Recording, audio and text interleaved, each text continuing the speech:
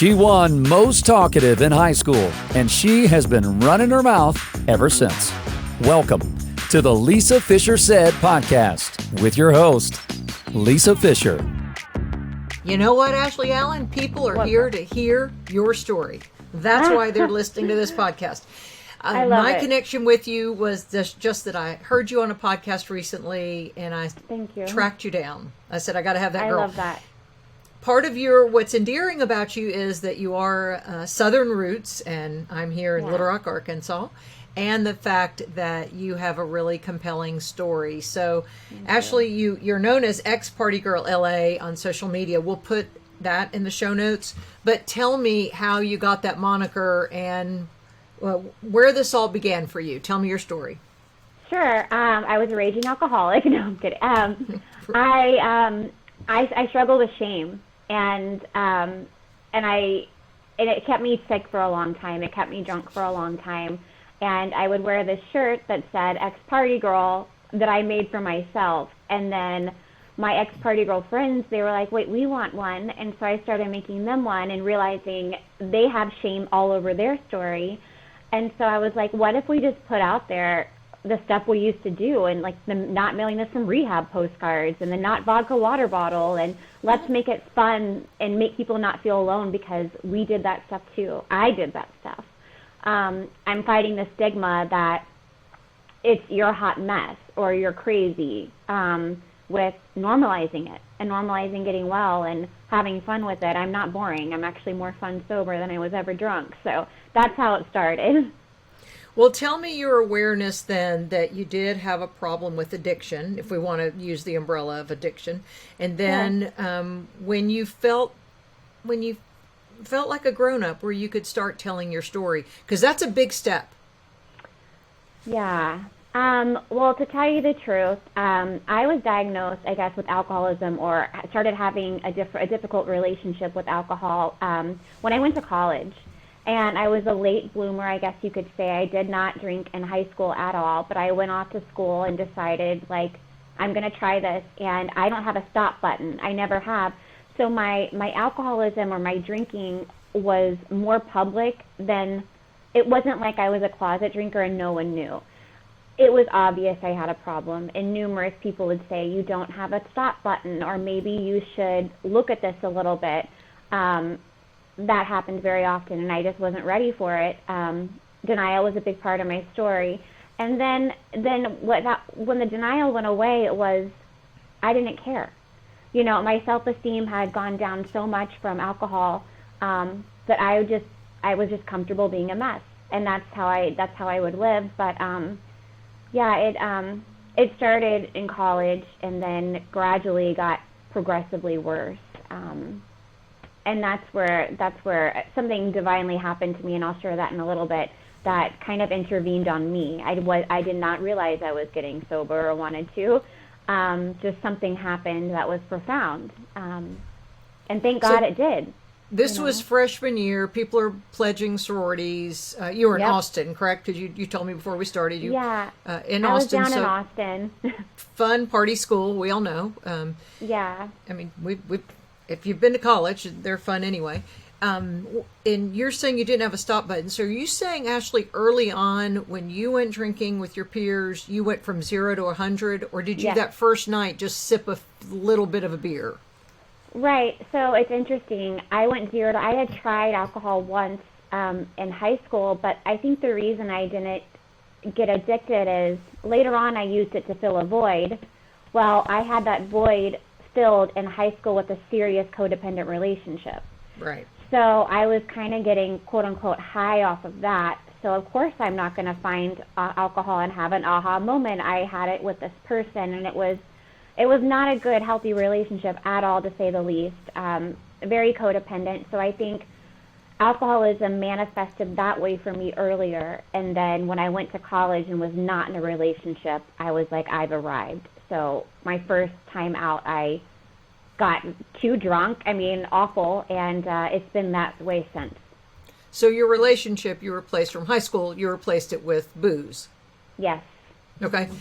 So the relationship in high school, let's talk about that. any family members, any close friends start saying, Ashley, this is a little unhealthy, where you could start seeing that perspective? Well, yes. It's a little more complicated, and I'll share that. I'll be completely transparent with this. My mother was very involved in my relationship with this person. Okay. And she became codependent with us. Got it. She absolutely loved the person I was seeing, which was a longtime boyfriend. And so it was just a very complicated, almost threesome, that we would start doing things together. And I know that sounds outlandish, and thank God, when I got sober with my alcoholism, my parents changed. They saw me change, and they started working on their behaviors. Wow. But, yeah, it was the best thing, honestly, that ever happened to my family and me, and I can get to that. But, I mean, that's the beautiful thing that came out of, my journey and my story. I call it that because that's important. But yeah, and my dad, I think, just kind of went along with it. My sister was young. I kind of think she was like the lost child, if you want to get clinical with it.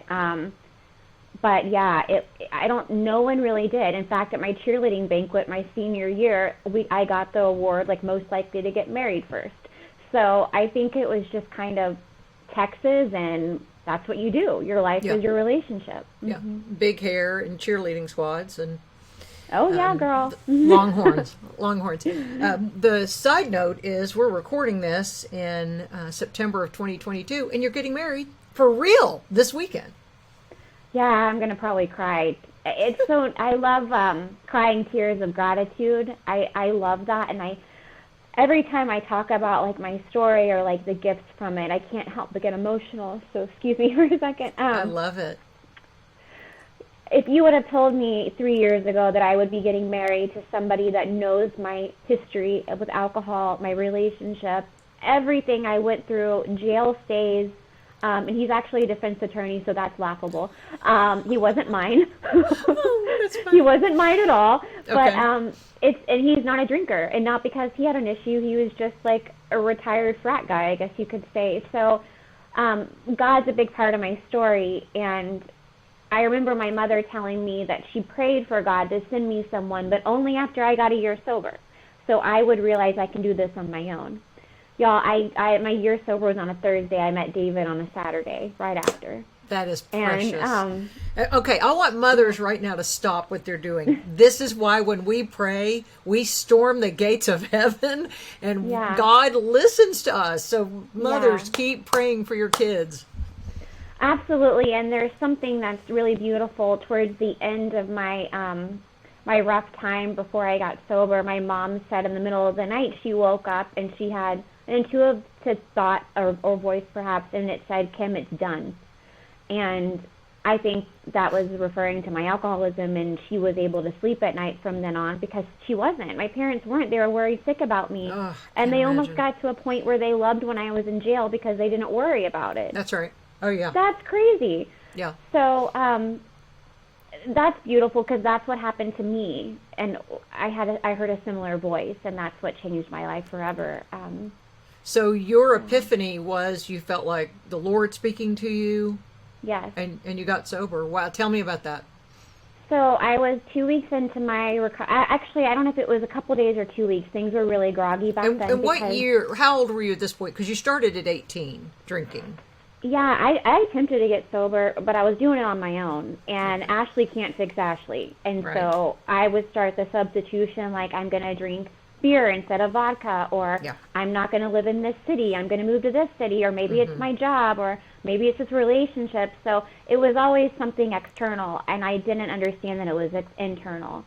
The things externally I was trying to fill my void with just weren't working, or they weren't enough, and it always come back to a constant with alcohol. But it took me about 12 years to get sober, and I share that because if you're having a problem being a chronic relapser, which I was, it's a miracle that I'm sober. And I always say if I was able to get sober, anyone can, to be honest. And I was way down the line with mine. I ended up homeless towards the end.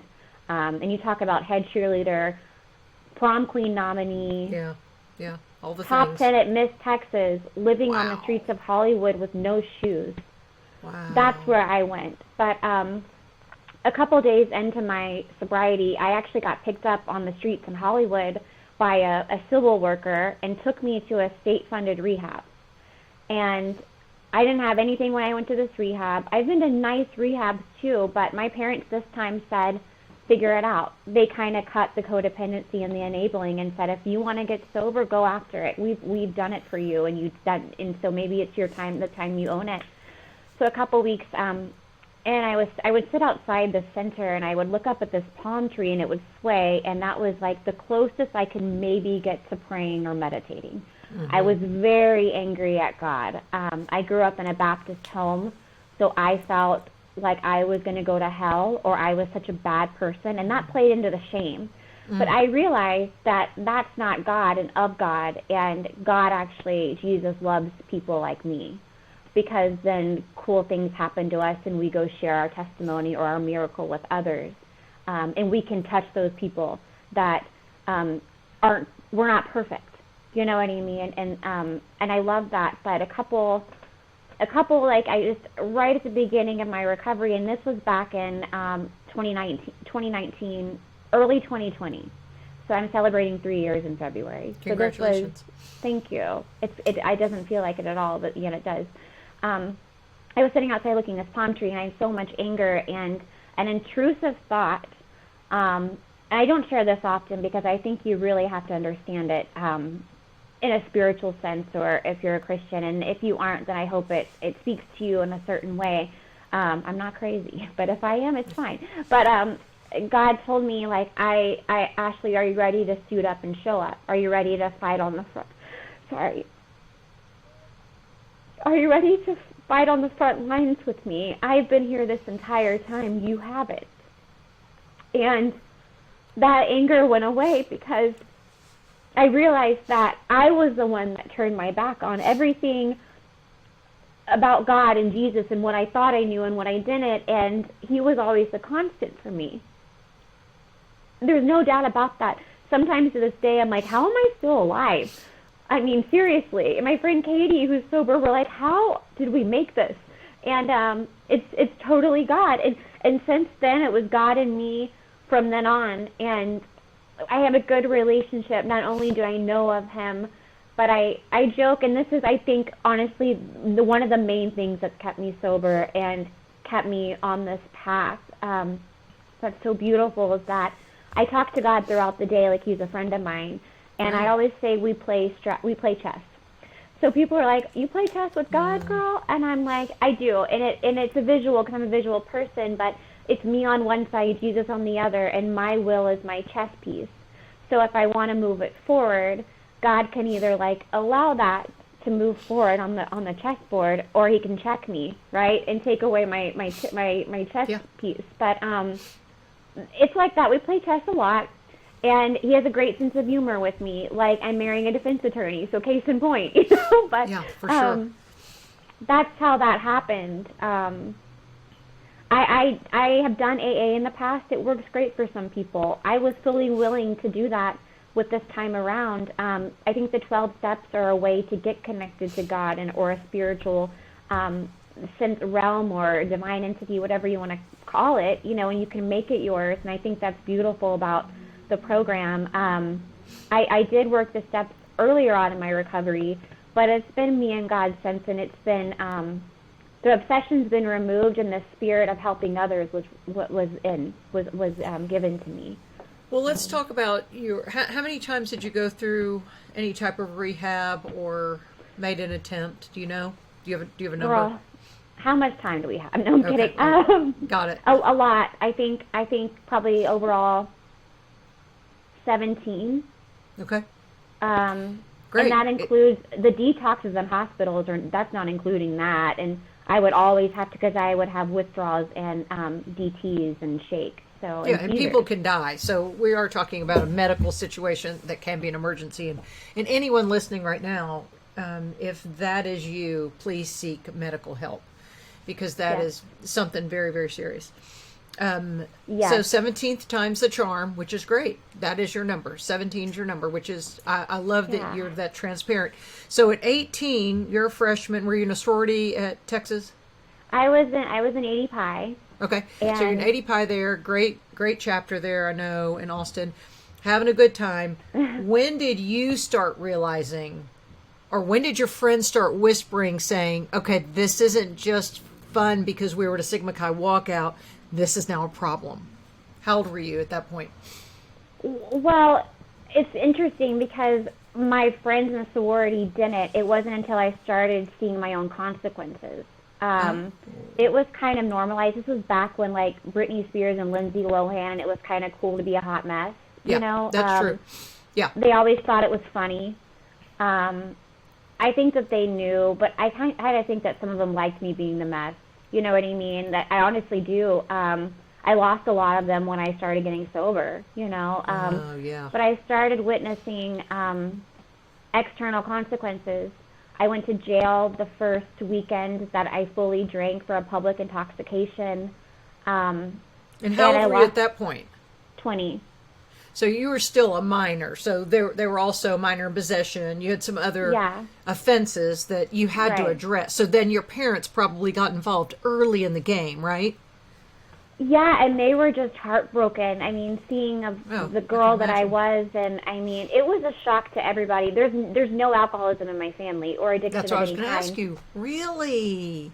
Codependency, yes. Anxiety, yes. I think that it can manifest. That's right. You could be masking.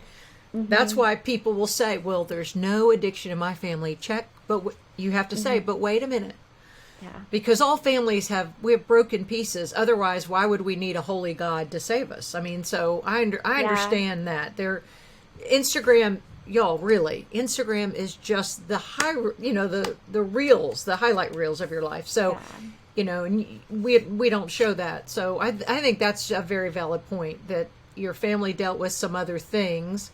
I mean, obviously, because you said that that's a dysfunctional relationship with the boyfriend in high school, but no judgment for me. I want to make that clear. Oh yeah, no, it's real. I get it. I come from so much addiction, generationally addiction. Yeah. So that's why I just have such a big heart.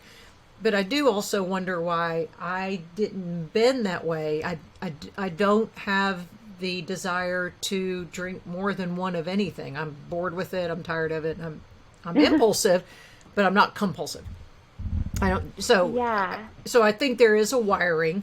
So there may have been some things as a wiring for you too, growing up, because you said you went you go from 0 to 100. Yeah. I bet you did that, Ashley, with a lot of things you approach, whether cheer, whether whatever it was. Yeah. And it's learning to temper that, and that's what you've done. So I did want to know about family, any family incidents, and the answer is no. So these were these were first time your parents were hearing things like codependency, addiction. Wow, that's a learning curve right there. Well, and to be completely candid, I was very impulsive my entire life. I mean, I can tell you numerous examples of that. So that was definitely a trait. I do have like some trauma in my background, and that trauma looks like you're not good enough. And I was never good enough. And I was never going to be good enough. That still sticks with me some, and I'm doing the work around that, but the voice is quieter that tells me that. It hasn't gone away fully, but it gets quiet, and then, sorry, were you? Well, so then I'm just thinking that trauma with that, then when you lean to something, alcohol or a substance, it could be gambling, it could be porn, it could be anything, then it quiets that. Yeah. That mean voice, that hateful voice, because those are lies, right? Yeah, and I think it was a very complicated upbringing for me, and it was very kind of hypocritical. My parents are going to kill me, you hear that. But I mean, they appreciate that I'm an honest person now. And they have to deal with it. I mean, we all need to deal with our own ish. Yeah, for sure. So it was just a lot going on in my household. Got it. And I'm the older one, so and it was, a lot of it was confusing to me. And so I think I just wanted to check out for a very long time. And this is something, and I don't share this often, and I'll share it now because I'm getting married this weekend. But early on, I think I was in probably junior high, I started writing letters to my future husband. And Really? yeah, I was going to give them to him on his wedding day, whoever that was, but I realized it was probably me writing to someone to save me. To escape. Yeah. To save me. Yeah. You know? Yeah. To save you, sure. Sure. I see that.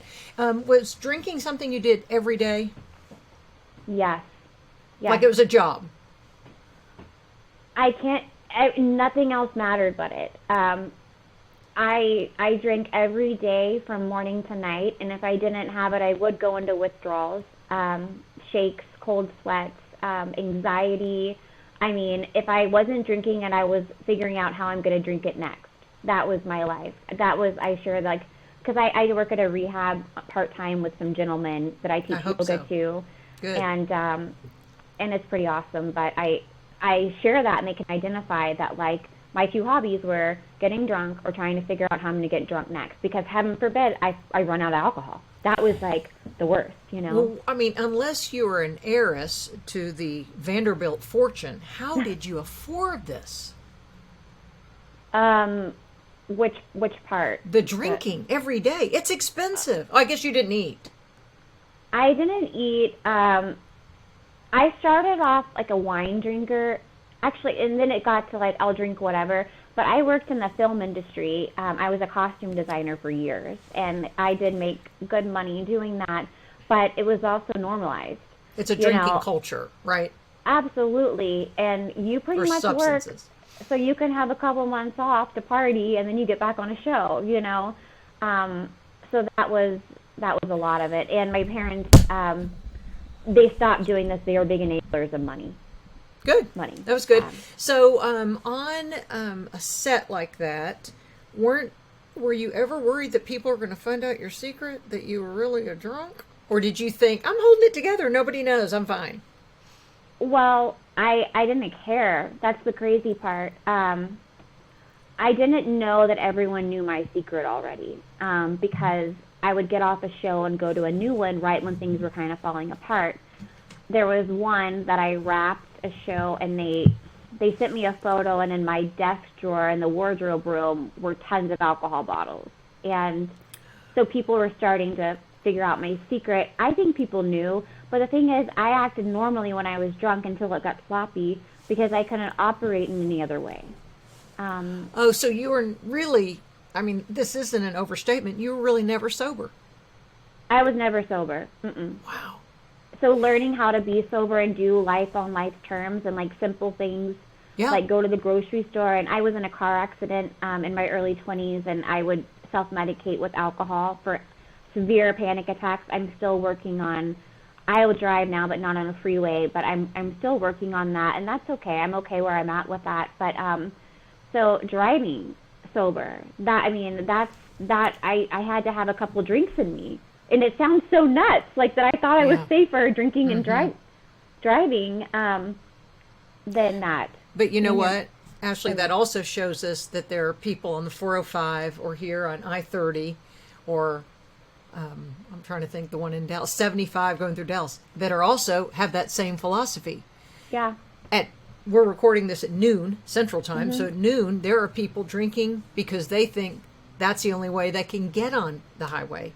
Oh yeah. And it's so that's why, I mean, we can only do so much to protect our babies and ourselves with our own choices, but it's also sometimes we're the consequence of a choice someone else makes.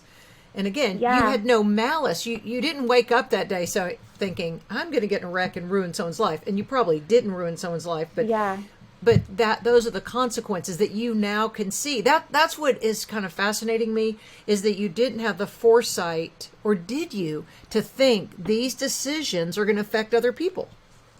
No, I didn't. And they sometimes say, addiction's a selfish disease, and I don't think we do that intentionally.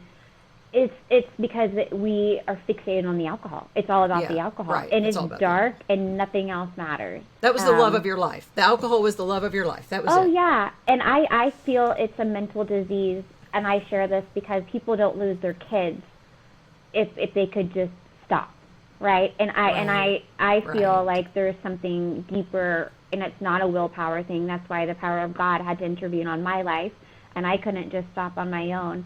But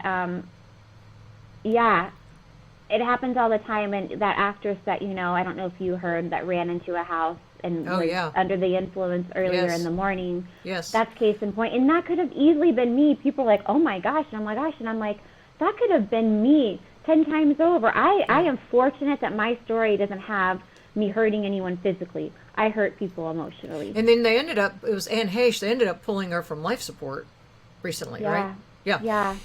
So, no, I see that. Again, when you come from addiction, nothing surprises me. I mean, none of that. That's why I don't have judgment about it. Yeah. I hate it. I hate addiction so much. I hate that we're having to talk about it, but I'm so proud of you for being so candid and telling your story, because you are just a doll. Anyone listening needs to go to YouTube and watch her. You are just a doll. You almost are Brittany Murphy, beautiful, with your, because you're petite, and you're blonde hair. Are you brown-eyed? You look like you're brown-eyed. Yeah. And and you're just very endearing. So thank you so much for sharing all this. Let me ask about your parents, and I know you can't speak for them, but when parents are helping their kids with that first offense, is that too many offenses to help their kids with, or should they immediately cut them off and go, you're on your own? I think it differs, just like alcoholism and people, it's all different, right? My story is not exactly like another addict story. I don't know the answer for that. I know that what happened for me is they got involved and they kept getting involved, but it wasn't until they lovingly said, like, you got to do this. Like, we're sick of you. You have to remember, getting sober because we send you this expensive rehab and then like relapsing right after. Because I would get their hopes up. Their hopes would be up, that she's going to come home fixed.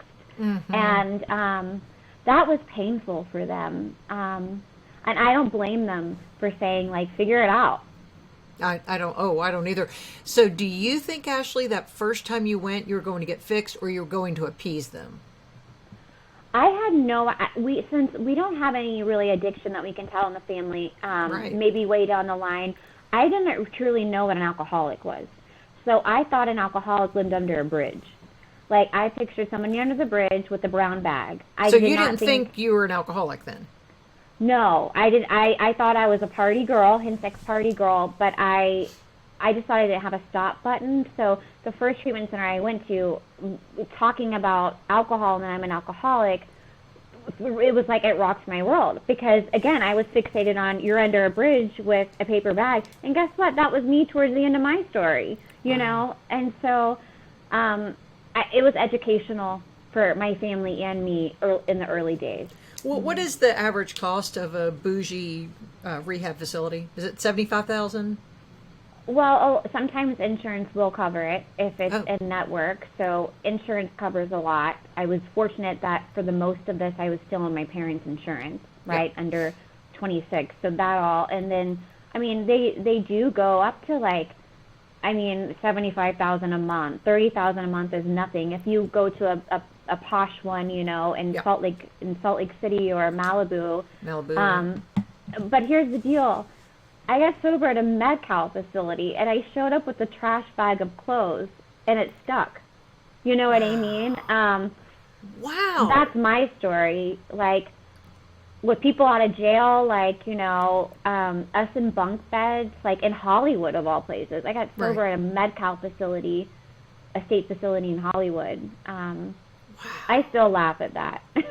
So that just meant you had to have the maturity and the realization that this is it. It doesn't matter how nice the surroundings are and what sushi they're feeding you. It's internal.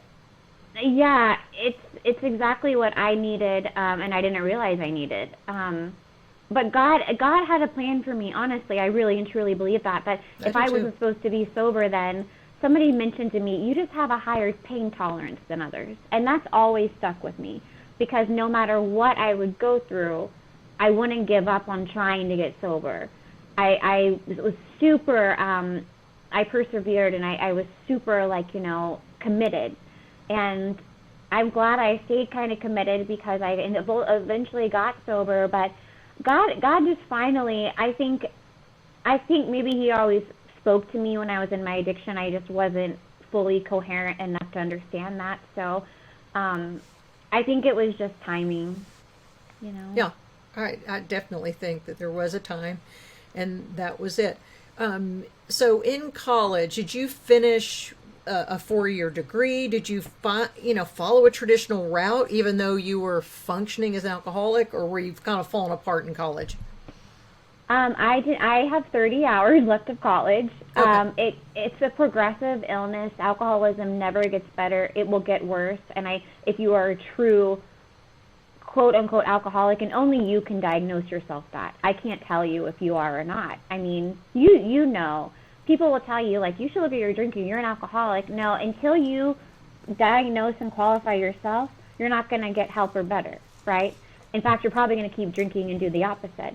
But I didn't finish towards the end because I couldn't get myself to class. Like, I would be drunk all the time, so I just wouldn't go. Towards the end, I was able to pull off, like, just showing up for classes and taking my tests, because I'm gifted with education. Yeah, I figured Texas is a top tier school, so I figured you obviously earned your way to get there. It was just keeping your position was the hard part. Yeah, it was, and it's so sad going through like gifted and talented classes in high school and then getting in that position and not finishing. I think that was a shock for all of us. But it was also massive. I'm the creative one. I'm going to go in the film industry. I'm the black sheep. And it's incredible because, my dad was like, you're going to grow up and be an attorney. It was always like, you're going to change the world and do something like really prestigious. And he actually a couple years ago came to see me on a movie set and said, like, I get this. I get you. Like, I see that you're the black sheep, and guess what? I was too. That's sweet. And that was the first time I had heard that he was like a black sheep, quote unquote. So, yeah. But your story is so valuable. The story doesn't have to be a 4-year undergrad with a master's and medical school. I mean, your story is, I lack 30 hours. That's just 1 year. And really, it hasn't hurt. It doesn't matter. The only time I have a whole feeling now, theory on who needs degrees are engineers, architects, and teachers. The rest of us, I mean, I have a degree, but we can flounder and make our way, and you haven't floundered at all because you didn't need a degree for what you do. Yeah. So that's one component, and this is your story. This is such a success story that you have attained sobriety.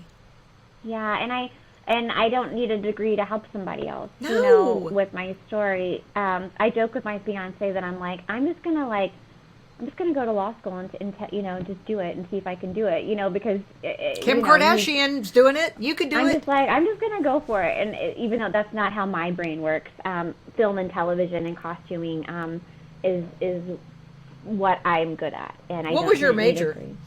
It was fashion merchandising with a binary business marketing. So visual, creative, all those things. Always. And I mean, I was making great money with the costuming. It just kept me really sick for a long time. And something interesting, I went back last week for a 2-day project, and I have not in sobriety at all.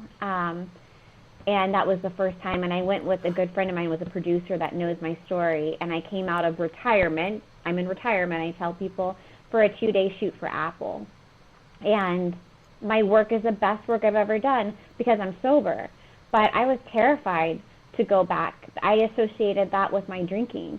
Sure. And to go there and do it sober and walk away from it and see a huge difference. There's a different level of pride you have for you're proud of yourself.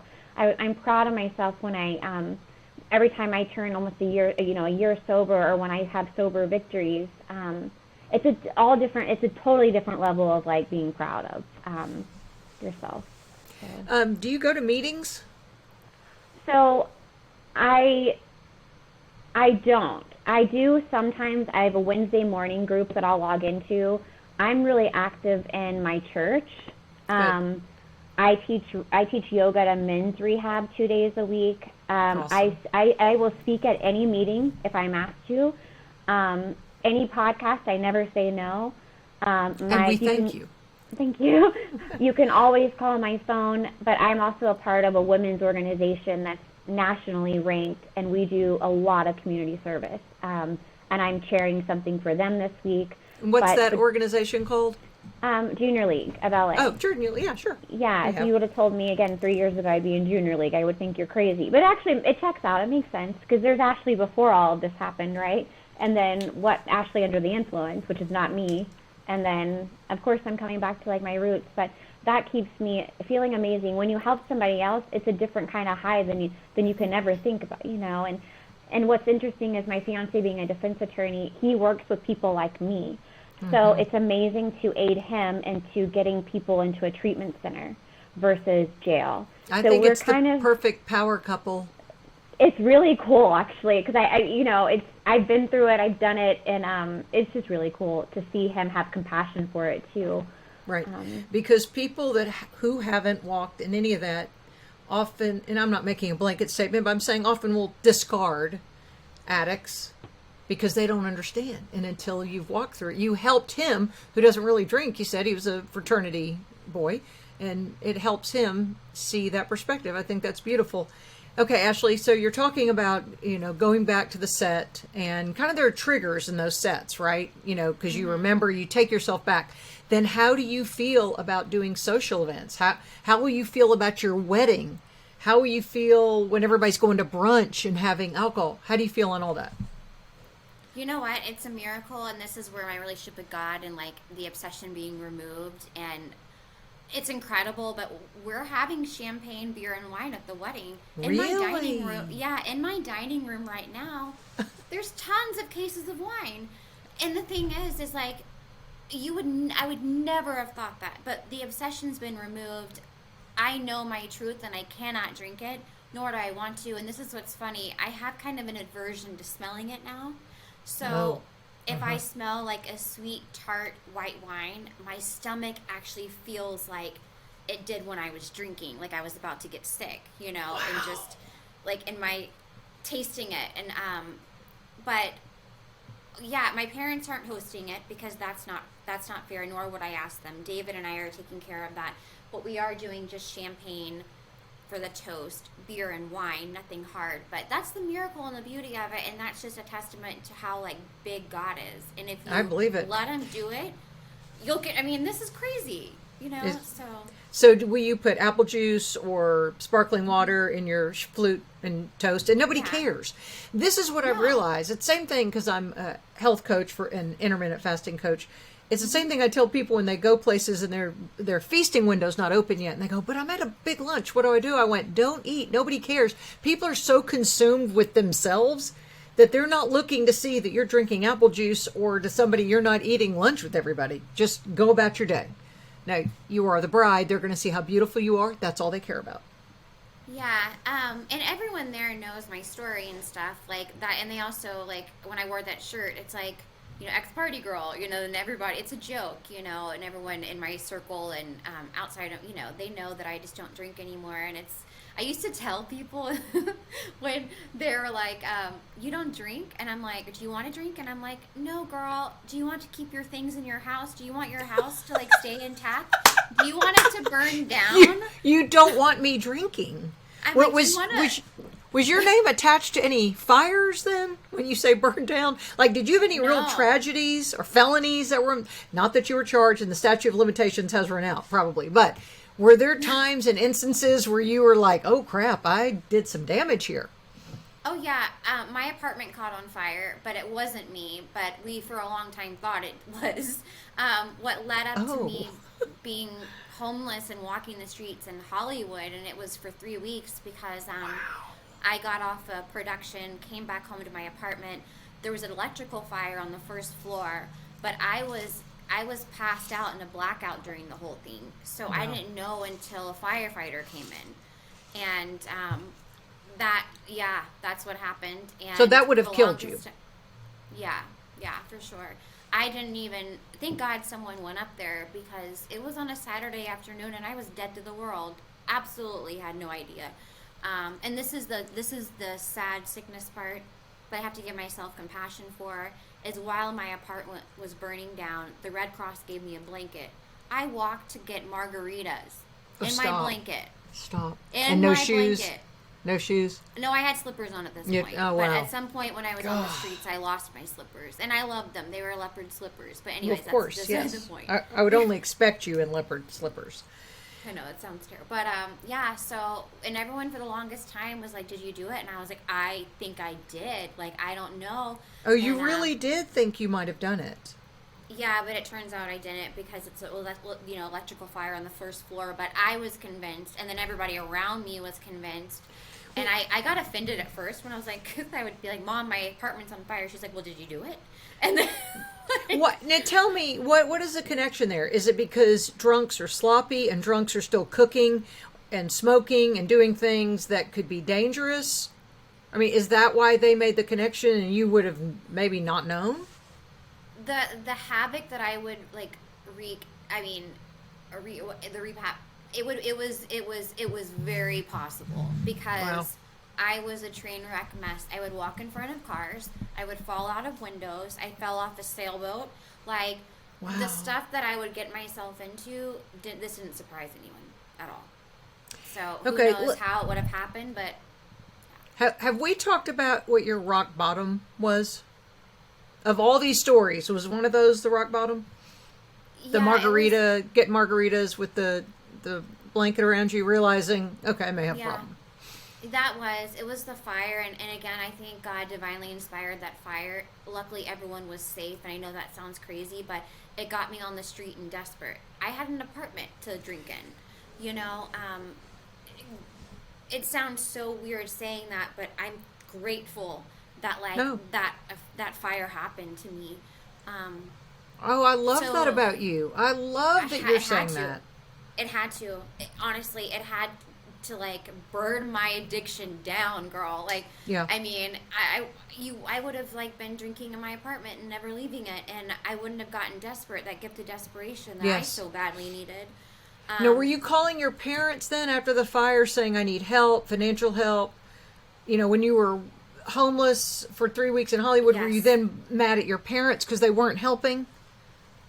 I wasn't coherent enough to get mad at them, but I remember asking them a lot.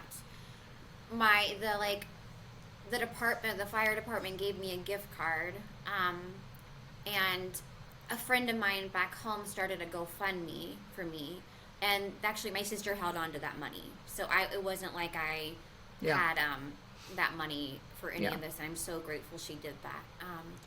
But yeah, I was just on the streets, and that was the rock bottom for 3 weeks, not knowing, and I still have a hard time piecing together what happened during those 3 weeks, and that's the scary part.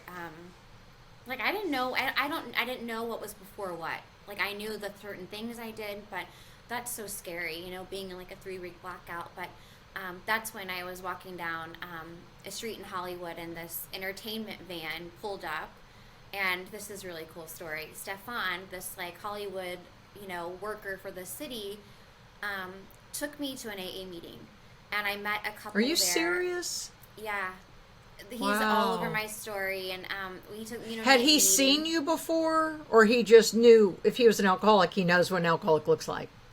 I don't know. No, he wasn't. He wasn't an alcoholic, but he pulled over and took me to a meeting in the area. Wow. And then a couple there took me back, and they were going to give me a hotel, but they thought I'd run, which I probably would have. So I stayed with this couple, and then Stefan came back the next morning and got me, and from their house, and took me to a treatment facility. Then he was with me in the ER hospital detoxing all day on Thursday. This Stefan, he's an angel. He is an angel. To this day, on my sober birthday, I see him. Is that right? That is really Yeah, dear. that's like a really beautiful story. But my first year sober, I got to give him a big hug, and he couldn't believe it. And so I told him, I was like, every year I'm going to call you. So the next year I called him and told him I was getting married. Yeah, so I don't talk to him, just one time a year. That's He's all you local. need. Right. Yeah. That's really So, dear. We got a little special connection. Okay, tell me what happens in a rehab facility. The first thing they have to do is medically detox you, I understand. And then after you go Yes. through during medical detox, do you go to meetings or anything, or are you just working on your physical health? Normally you don't, because you're so unstable. drug users usually have a lot of pain, heroin. Meth users tend to like sleep for a long time. Alcohol, we're known for seizures, right? Yep. So we're a liability, but we basically, it's just to get well for like a week, you know. Okay. And you usually sleep the entire time, and they give you medication to take Got you it. down Yeah. safely. But it's groups, you know, a lot of groups that aren't just about alcoholism, but about how do you cope with your feelings, your anxiety, DBT, CBT. Wait, what's That's DBT? What are the? I know what. Dialectical behavior therapy. And the other is It's- cognitive behavioral therapy. cognitive. Okay. Yeah. I have some mental health linked with mine. So the behavioral exercises And were good don't for you? me. But don't you think a lot of, because I've worked in the mental health industry too, don't you think a lot of addiction goes back to either undiagnosed depression, anxiety, bipolar disorder, schizophrenia, Yes. and it's a way to self-medicate? Yeah, that's what started with mine, the anxiety from the car accident, and then I have a mood disorder. I do have bipolar 2, not 1, which is mixed episodes normally. Right. And just But no psychotic break in a 2, right? no. Well, I mean, when I drank, it didn't make it any better. I was more impulsive and, you know, more out there. You know what I mean? But Yeah. I you know, I medicated that, and it's very common. You're right. You know? Very. So are you able now to maintain good mental health through medication and talk therapy and other things? Well, yeah, and it's it's like crazy because I'm realizing that my alcoholism, I was self-medicating with it, but it actually made it worse. Right. And now that I'm sober, I'm completely quote unquote normal, and I do take a med, Lamictal, low dose. Good. But it's interesting to see how it changed just from how I live now, you know? Yeah. No. And those behavior changes. Yeah. Who So- I surround myself with. Okay, because what I know, I've done a lot of research on bipolar disorder. It starts manifesting at about age 18 to 25. So you really could have been just self-medicating the mental illness the whole time. That's why in high school, Yeah. you may not have, unless you remember having some low moods or pensive moods, because it kind of starts maybe around 16 or 17. The best book on that is The Unquiet Mind that I read, written by the PhD researcher who actually wrote the clinical definition of bipolar disorder, because she had bipolar disorder, but she's the PhD, she's the textbook author. It's I read it 20 years ago when a friend was bipolar, and it just made me understand. It's like if someone had diabetes, they would take type 1 diabetes, they would take insulin. If you have a mental illness, of course you need to take a medicine. But this is not medical advice. My attorney wanted me to tell everybody. Also, okay, let's look at the culture now. And I don't know if it's the pandemic spawned this, but everybody has wine o'clock. Moms are always drinking out of their sippy cups and everything is about alcohol. Now it's so pervasive, or am I accurate on that? Do you feel like it's like that we have an alcohol culture, especially for women? I do. I see both sides. I think the mental health advocacy culture is speaking up more. More celebrities are coming out about it, depression and anxiety and bipolar. And I think since the pandemic, a lot of people are being more vocal about that. So I see it twofold. There is definitely like mommy needs her wine culture for sure. Yes. Yes. That's why I started my brand is that's glamorizing that wine culture, that alcohol culture. I'm glamorizing not. And my Good. brand is not for just sober people. It's actually for moms that just don't drink anymore. It's ex-party girl.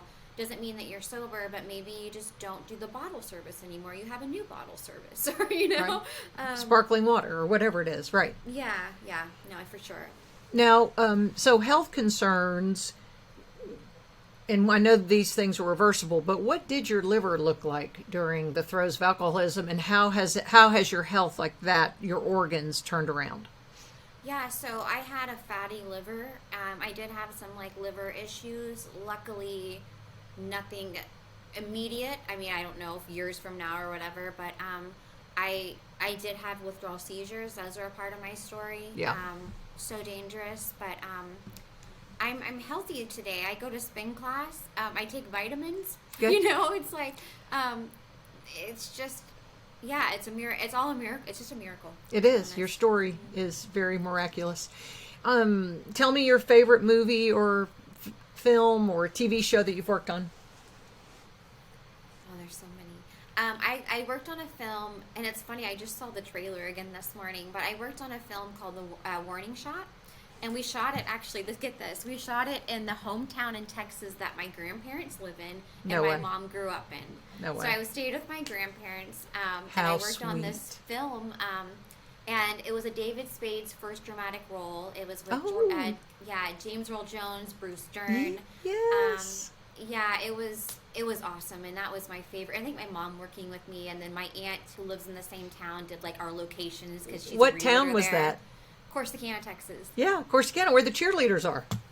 Yeah, my mom cheered at Navarro. Yeah. Okay, the cheerleaders. And did you see the fruitcake? Yeah. The fruitcake. It was on Amazon. It's called something about the fruitcake dealer or something. The fruitcake place in Corsicana, I think it was that same town, yes, was defrauded by their CFO with million. I mean, I'm laughing because you're like, what else can happen in this little town? Fruitcake fraud. Putting it in the show notes. That definitely happened. And it's a small town. Everyone knows everybody. But yeah, that was tragic. Collins Street Bakery. My mom worked Yes, at Collins Street Bakery. That's exactly what it is. And it is really good fruitcake. But they almost had to close there for a minute. Oh, and that would be tragic. It's such a But you know classic. what? But Ashley, I go back to that story too. Because when you're raised in addiction, I think any behavior like that is compulsive, erratic, I always go to, is there mental health and is there an addiction issue? Because often the answer is yes. Someone who steals from his employer that kind of money has to pay. That's an addiction. Yeah, and it comes down for me is like, are you walking in the light or the dark? Are you getting your power from yourself and your desires and our sinful natures? Are you seeking to be the best version of you? And knowing God is, I think, a lot of it, and I know that sounds a little out there, but living on that having a moral compass, Absolutely. I absolutely agree with that. There's a lot of lost people. Yes, that's right. I've loved every minute you've shared with me. I know you're getting ready for your wedding.